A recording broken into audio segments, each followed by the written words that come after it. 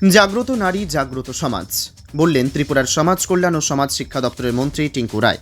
শনিবার 8ই মার্চ আন্তর্জাতিক নারী দিবস উপলক্ষে ত্রিপুরা মহিলা কমিশন এবং ত্রিপুরা সমাজ কল্যাণ ও সমাজ শিক্ষা দপ্তরের উদ্যোগে আগরতলা শহরে এক বর্ণাঢ্য র্যালি অনুষ্ঠিত হয়। উপস্থিত ছিলেন ত্রিপুরার সমাজ কল্যাণ ও সমাজ শিক্ষা দপ্তরের মন্ত্রী টিঙ্কু রায়, ত্রিপুরা মহিলা কমিশনের চেয়ারপারসন ঝর্ণা দেববর্মা সহ বিভিন্ন স্কুল কলেজের ছাত্রছাত্রীরা।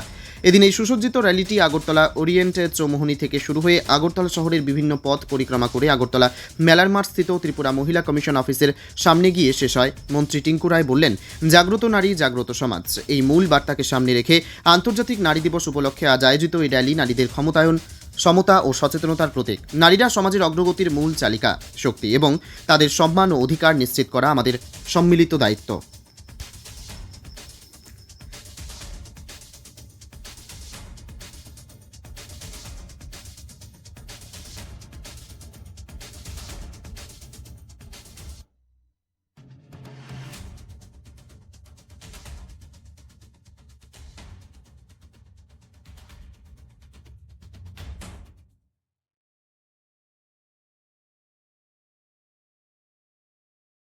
মার্চ আন্তর্জাতিক নারী দিবস। এই নারী দিবসকে উপলক্ষে আমাদের সমাজ শিক্ষা সমাজ কল্যাণ দপ্তরের এবং মহিলা কমিশন এবং শিশু সুরক্ষা কমিটির পক্ষ থেকে আমরা আজ যে অনুষ্ঠান, শুধু এই শোভাযাত্রা নয়, এছাড়া অনেকগুলো কার্যক্রম আমরা হাতে নিয়েছি। প্রথমত সাইকেল র্যালি হলো, এখন এই আমাদের যে শোভাযাত্রা বেরিয়েছে, এছাড়াও বিভিন্ন দপ্তর, শিক্ষা দপ্তর, আরক্ষা দপ্তর, আর সমস্ত সরকারি যতগুলো দপ্তর রয়েছে প্রত্যেক দপ্তর কোনো না কোনো কার্যক্রম হাতে নিয়েছে।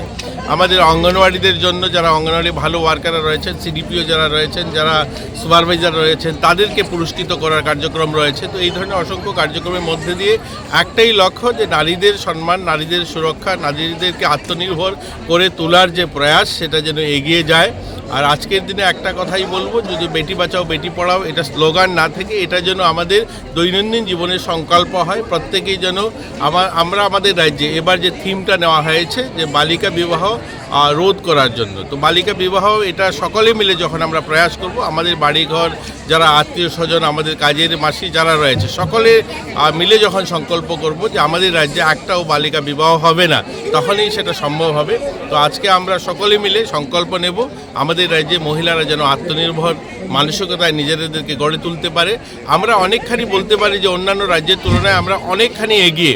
আমাদের রাজ্যে যেখানে আরসি আরাধ্যা বা অস্মিতা বা আমাদের এখানে প্রতিষ্ঠা সামন্ত বা আমাদের দীপা কর্মকার, রেখা চাকমার মতো মহিলারা যারা নিজেদের প্রতিভা, নিজেদের যোগ্যতা অর্জনের মধ্যে দিয়ে গোটা রাজ্যের নাম উজ্জ্বল করেছে গোটা দেশে, আমরা চাই আমাদের মেয়েরা আরও এগিয়ে যাক, আমাদের রাজ্যের মেয়েরা আত্মনির্ভর হোক, তারা সুরক্ষিত থাকুক, এটাই আমাদের আজকের দিনের কামনা থাকবে।